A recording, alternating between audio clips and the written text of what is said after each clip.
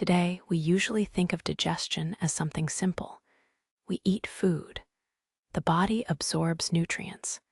Energy becomes available. It feels automatic, almost invisible. But to reach this point, we have to travel very far back in time. Far beyond humans, far beyond animals. Back to a time when digestion was not a system, but an experiment, to understand how human digestion became what it is today. It helps to see it not as a straight line, but as a series of slow transitions. We can understand this journey in 5 broad stages. First, a time when digestion barely existed at all, when life absorbed energy directly from its surroundings. Second, a period where bodies became larger, and digestion moved inside, becoming slow, heavy, and inefficient. Third, a long phase where early animals and primates relied on raw food, large guts, and constant chewing. Fourth, a turning point where cooking and processing changed digestion itself, moving much of the work outside the body. And finally, the modern stage, where ancient digestive systems now operate in a world of speed and abundance. In this part, we will begin with the first stage, a time before efficient digestion, before hunger felt urgent, before food was something to think about. Long before humans existed, life was already negotiating with energy. The earliest living forms did not eat in the way we recognize. They did not search for food. They did not chew. They did not digest meals. They existed in environments rich with simple molecules, and when those molecules came into contact with them, some were absorbed. Digestion was not intentional. It was accidental. There was no inside and outside in the way we imagine it now. The boundary between the organism and the world was thin. Energy entered when conditions allowed it, and when it did not, life simply waited. There was no hunger signal, no discomfort, no urgency, only chemistry unfolding slowly. As life became more complex, as single cells grouped together, a new problem appeared. Larger bodies needed more energy, and relying on chance contact was no longer enough. This is where digestion began to take shape, not as efficiency, but as containment. Early organisms developed simple internal spaces, cavities where food could enter, stay for a while, and slowly break down. These early digestive systems were extremely inefficient. Much of the energy passed through unused. Processing took time, sometimes a very long time, but inefficiency was not a problem yet. Time was abundant. There was no competition to move faster, no pressure to optimize. Digestion could afford to be slow, and because digestion was slow, movement was limited. Most early organisms spent long periods doing very little. Eating, waiting, absorbing, this rhythm became foundational. Long before brains appeared, before attention sharpened, before behavior became complex, life learned to wait for energy. As organisms evolved the ability to move, digestion had to support that movement. But early digestive systems were large and demanding. They took up much of the body's internal space. This is a crucial point. In early life, the gut was the dominant organ. Most of the body's energy went into breaking food down. Very little remained for anything else. This placed a natural limit on complexity. Thinking, sensing, planning, all of these are expensive. Without efficient digestion, they could not grow. Food during this stage was difficult to process. Plant matter was fibrous. Animal tissue was tough. Chemical bonds resisted separation. Digestive enzymes were crude. Breakdown happened slowly. Hours passed, then more hours. During this time, The organism could not afford much activity. Stillness was not a choice. It was a requirement. Those that moved too much without sufficient digestion simply ran out of energy. Over vast stretches of time, life learned a balance. Eat slowly, rest often, conserve energy. This pattern shaped everything that followed. When life moved onto land, digestion faced new challenges. Food was no longer floating nearby. It had to be found, gathered, broken apart mechanically. This led to mouths, teeth, grinding surfaces. But even then, digestion remained slow.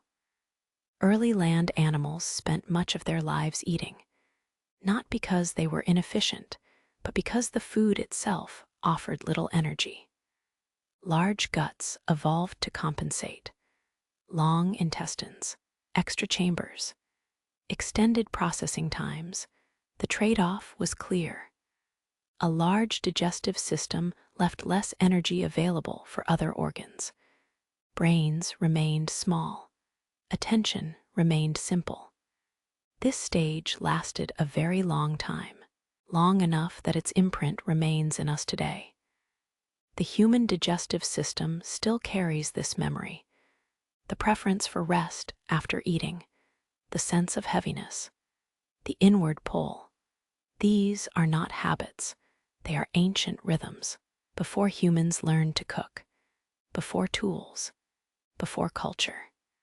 Digestion set the pace of life. In the next part, we will move into the second stage. A world of early primates and hominins, raw food, constant chewing, and bodies built around large, slow guts.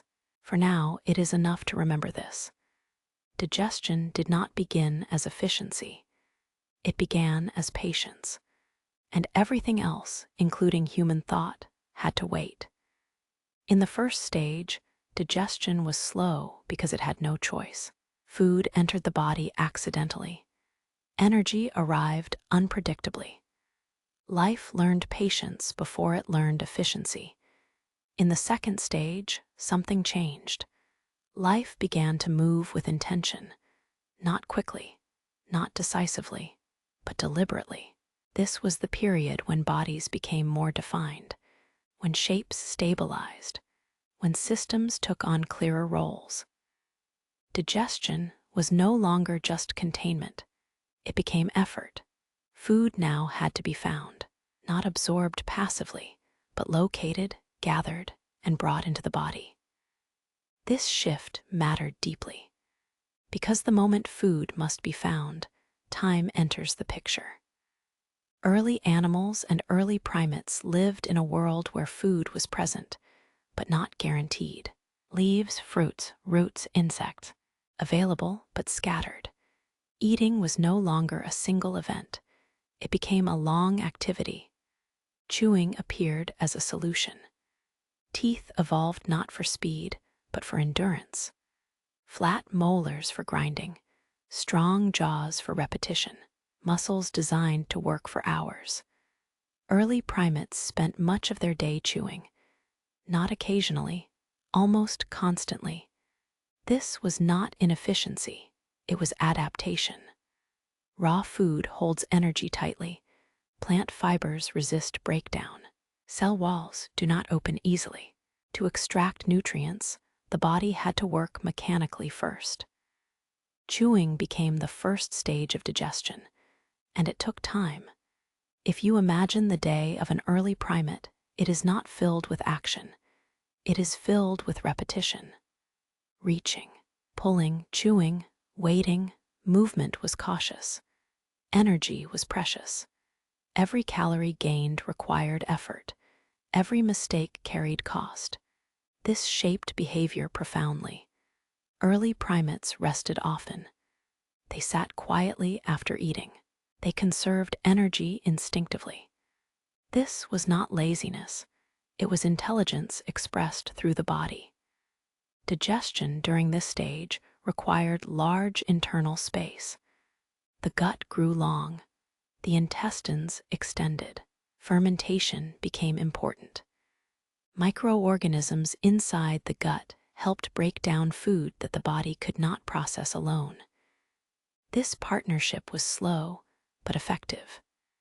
Energy arrived gradually, over hours. The result was stability, not abundance. And that stability shaped the brain. Brains existed, but they were modest. Enough for navigation, enough for memory, enough for social awareness, but not enough for constant abstract thought. Thinking is expensive.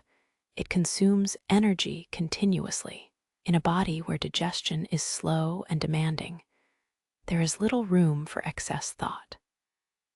This is why early hominins did not suddenly become intellectual beings, despite having capable nervous systems. The energy simply was not available. This is a crucial idea.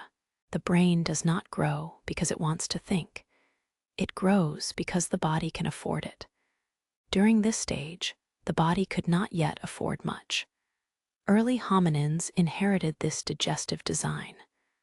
Large jaws, prominent teeth, long digestive tracts. Their diet was varied but raw.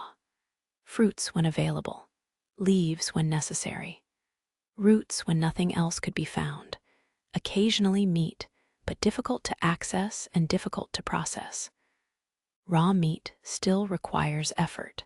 Tough fibers, long chewing. Nothing was easy. Eating remained a slow activity. This shaped social life. Groups stayed together, not for strategy, but for safety and shared foraging. There was time to sit together, to watch, to learn. Conversation, as we imagine it, did not exist yet, but presence did. Attention drifted slowly between the environment and the group. Time moved gently. Hunger did not arrive suddenly. It built gradually. Energy declined slowly. Fatigue spread quietly. There were no sharp spikes. This rhythm trained the nervous system. It learned to tolerate slowness, to remain alert without urgency, to function under low energy conditions. This tolerance remains with us. Even today, the human body does not demand constant stimulation. It prefers steady input, predictable rhythms. This preference comes from this long stage of digestion. One important consequence of this phase was constraint. The body was well adapted for survival, but poorly adapted for expansion. The jaw muscles were strong but heavy.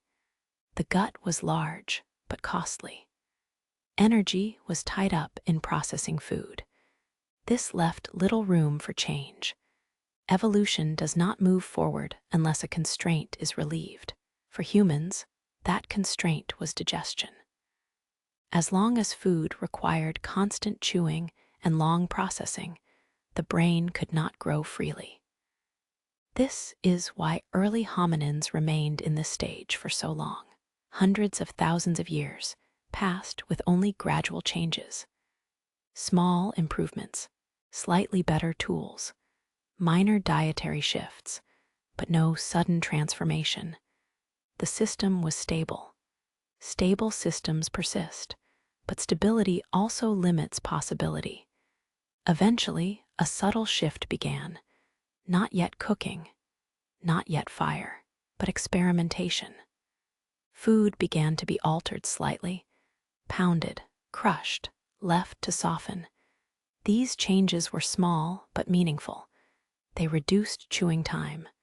They reduced digestive load. Even slight reductions mattered. Energy freed from digestion could be used elsewhere. This is how transitions begin. Not with revolution, but with relief. By the end of this stage, human ancestors were still bound to slow digestion. But the first cracks in that constraint were forming. The body was still shaped for patience, but the future was preparing for efficiency. In the next part, we will enter the third stage, the moment when food itself began to change, when fire, warmth, and shared meals moved digestion outside the body, and when the brain finally found room to grow. For a very long time, digestion controlled the limits of the body. Energy came slowly. Chewing took hours. The gut worked constantly, and the brain waited. But evolution does not always change the body directly. Sometimes it changes the environment first.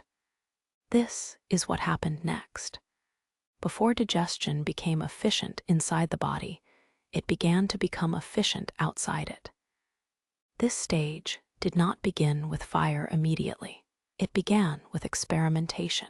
Early humans started to alter food before eating it, not deliberately, not systematically, but through small, repeated actions. Food was pounded against stone, crushed, left exposed to sun, allowed to soften. These actions mattered more than they seemed. Breaking food apart mechanically meant less work for the jaw, less strain on the teeth, less time chewing. Even small reductions in effort had consequences. Energy saved during eating became energy available elsewhere. At first, this energy did not go to thinking. It went to survival, more walking, more searching, more alertness. But the pattern had shifted. Food was no longer always consumed in its raw state.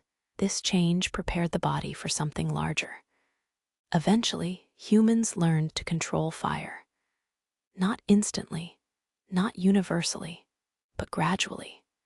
Fire did not just provide warmth or protection, it transformed food. Cooking softened plant fibers. It broke down connective tissue in meat. It made nutrients more accessible. In effect, cooking began the digestive process before food entered the body. This was a turning point. For the first time, energy became easier to access. Not abundant, but available. Chewing time decreased dramatically. Jaw strain reduced. Gut workload lightened. The body noticed. Over generations, structures began to change. Teeth became smaller. Jaws shortened. Muscle mass around the face reduced. These were not cosmetic changes. They were metabolic signals. The digestive system no longer needed to dominate the body. The gut could shrink. This is one of the most important transitions in human evolution. A smaller gut uses less energy. Energy saved from digestion became available for other organs. Most importantly, the brain. Brains are expensive tissues. They require constant fuel. They consume energy even at rest. For most of evolutionary history, this cost could not be paid. Cooking changed that. With easier digestion, the body could afford a larger brain. Not all at once, not dramatically, but steadily. This is why brain expansion followed cooking, not the other way around. Humans did not become intelligent and then learn to cook. They learned to cook, and intelligence followed. Cooking also changed daily rhythm. Meals became events, not continuous activities. Instead of chewing all day, humans ate, then rested. Time opened up. Not just physical time, but mental time. Periods where attention was not consumed by feeding. This created space for other activities. Observation, memory, learning, social life changed as well. Cooking required waiting. Waiting encouraged gathering. People sat together around warmth. Food was shared. Eating became social. This had subtle but powerful effects. Shared meals synchronized bodies. People rested together, woke together, moved together. This synchronization strengthened bonds. It also trained attention. Listening became useful. Watching others mattered. Communication grew slowly. Not language as we know it yet, but signaling, expression, presence. The digestive system responded to these changes. With softer food, the gut could process faster. Transit time shortened. Energy spikes became possible. Not extreme spikes, but noticeable ones. The nervous system adapted. It learned to handle variation, periods of higher energy followed by rest. This pattern remains with us. Even today, our bodies respond strongly to cooked food. Warmth, softness, availability. These signals tell the body that energy is accessible, that effort can be reduced. This is why cooked food feels comforting. It speaks directly to ancient systems. As cooking became more reliable, diet diversity increased. Meat became more common. Tubers became more accessible. Previously indigestible foods became viable. This increased nutrient density. Calories increased without proportional effort. The gut continued to shrink. The brain continued to grow.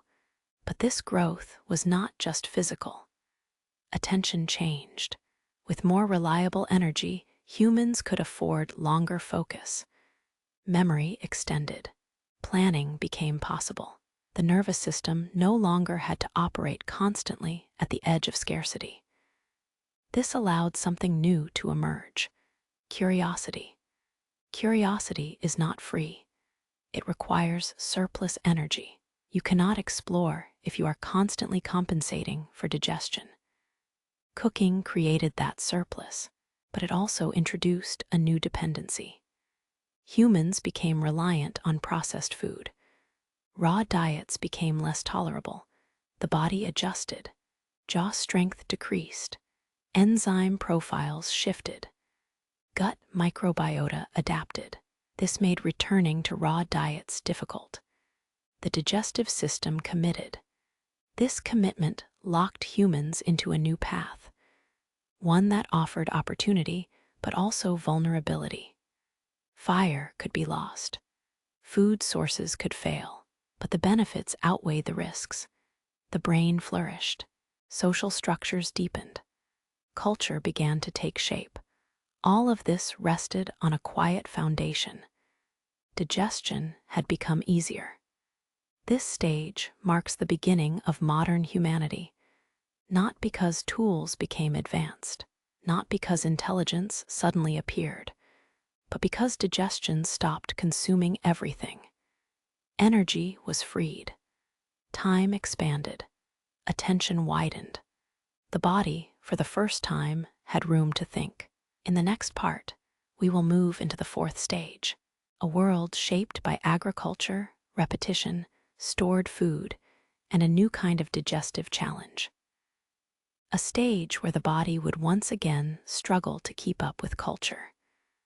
But for now, it is enough to notice this shift. When food changed, the human body followed. Slowly, quietly, and digestion, once the master of time, began to loosen its grip. For a long time, cooking felt like a solution. Food was softer. Energy was easier to access. The brain had room to grow. But evolution does not stop when one problem is solved. It simply moves on to the next constraint. The fourth stage begins when humans stopped moving with food and instead asked food to stay in one place. This was the shift toward agriculture. Plants that were once gathered began to be cultivated. Seeds were saved. Land was cleared. Cycles were repeated. At first, this felt like stability. Food could be stored. Meals could be planned. Hunger became more predictable. But the digestive system, shaped over millions of years of variation, now faced repetition. Diet diversity narrowed. Instead of many plants, a few crops dominated. Grains, legumes, starches. These foods were reliable. They were calorie-dense. They fed large groups, but they came with a cost. Grains require processing, grinding, soaking, cooking. Even then, they stress digestion. Their structure resists breakdown. Their nutrients are tightly bound. The gut adapted as best it could. Enzyme production shifted. Microbial populations changed. But adaptation takes time. Culture moves faster than biology. Agriculture spread quickly. The digestive system followed slowly. This created a mismatch.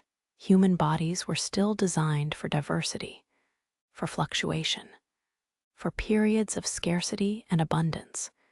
Instead, digestion now faced constancy, the same foods, day after day. This altered gut rhythm. Digestion became repetitive, predictable, less flexible. For some bodies, this worked well enough. For others, it introduced strain. Fermentation patterns changed. Gas increased. Discomfort appeared. These were not diseases yet. They were signals. The body communicating constraint. Another subtle change occurred during this stage. Eating became tied to time rather than availability. Meals happened on schedules. Morning, midday, evening. This was new. Previously, eating followed opportunity. Now it followed routine. The digestive system learned to anticipate food. Hormones adjusted. Signals shifted. Hunger became sharper, more rhythmic. This rhythmic digestion shaped daily life. Work periods, rest periods, sleep cycles. Digestion began to influence the clock. As societies grew, food processing increased. Grinding stones became common. Later, milling improved. Food became softer still. Chewing time decreased further. Jaw structures continued to shrink. The mouth did less work. The gut took on more. At the same time, nutrient density changed. Calories were available, but micronutrients varied. This introduced another kind of stress. The body received energy, but not always balance. The digestive system adapted, but imperfectly. This imperfection is important. Human digestion is not broken. It is transitional. It exists between worlds, between raw and cooked, between varied and repetitive, between scarcity and abundance. Agriculture locked humans into this in-between state. Population increased. Civilization expanded. But the digestive system remained ancient. It still expected variation. It still preferred slowness. Instead, it received speed and sameness. This tension did not stop progress, but it left marks. Teeth crowded. Guts reacted differently. Bodies responded with subtle discomforts, not dramatic failures, just signals of adjustment. The digestive system was once again negotiating with change, not struggling to survive, but struggling to adapt. This stage lasted thousands of years, long enough to feel normal, long enough to feel permanent, but it was not the final form, because culture would continue to accelerate. Food would become faster still, and the digestive system would face a new challenge. One not of scarcity or repetition, but of speed. In the next part, we will enter the final stage, the modern world, a place where ancient digestive systems operate inside bodies, surrounded by constant availability, where digestion influences mood, attention, and sleep, and where understanding, rather than correction, becomes the most important step forward. The final stage of human digestion does not begin with a clear moment. There is no invention that marks it, no single discovery. It begins quietly when food becomes constantly available. In the modern world, digestion no longer waits for opportunity. Opportunity surrounds it. Food is nearby, prepared, soft, ready. This is a new environment for an ancient system. The human digestive system did not evolve for speed. It evolved for uncertainty, for long gaps between meals, for variation, for waiting. Now it operates in a world where eating can happen at any time. This changes the rhythm. Digestion becomes continuous again, but in a very different way than in early life. Instead of chewing slowly for hours, food moves quickly into the gut. Calories arrive rapidly. Energy spikes appear. The nervous system responds. Insulin rises. Signals move quickly between gut and brain. This gut-brain communication is not new. It has always existed, but the pace is new. Ancient systems are now responding to modern timing. This affects more than digestion. It affects mood, attention, energy, sleep. The gut is not just a processing tube. It is a sensory organ. It contains its own network of nerves. It communicates constantly with the brain. When digestion speeds up, those messages speed up too. This can feel like restlessness, or heaviness, or alertness at unexpected times. The body is not malfunctioning. It is responding faithfully to signals it was never meant to receive so frequently. Modern food is often predigested, processed, refined, broken down before it reaches the body. This reduces effort, but it also removes duration. Digestion used to take time. Now it often happens quickly. Time, once again, has changed shape. The body notices. This is why eating late can affect sleep, why heavy meals feel different now, why digestion and rest are so closely linked. These are not problems to fix here. They are patterns to understand. Understanding brings calm. When we see digestion as an ancient process operating in a new world, confusion softens. There is no failure, only mismatch. The human body is not outdated. It is patient. It continues to do what it has always done. Break down, absorb, wait. But the waiting is harder now because the signals do not stop. Food arrives without pause. Stimulation continues. The gut rarely rests fully, and yet the system adapts as best it can. It communicates through sensation, through preference, through timing. These signals are often subtle. A feeling of fullness, a desire for rest, a quiet pull toward stillness. These are not inconveniences. They are guidance. Digestion still sets the pace, even if we no longer notice it. If we listen closely, we can feel the ancient rhythm beneath modern speed, the slow pull inward after eating, the calm that follows warmth, the way the body prefers softness and predictability when it rests. These preferences are not trends. They are memory stored in tissue, from the first cells absorbing nutrients, to early animals waiting patiently, to primates chewing endlessly, to humans cooking by fire, to farmers eating repeated grains, to modern bodies surrounded by food. The digestive system has been present through all of it, quietly adjusting, never rushing. It does not judge. It does not compare. It simply responds. And tonight, as this story comes to a close, that system continues its work, breaking down what is present, absorbing what is useful, letting the rest pass. The same process it has followed for hundreds of millions of years, long before humans named it, long before science described it. Digestion, patient and ancient, still setting the rhythm of life.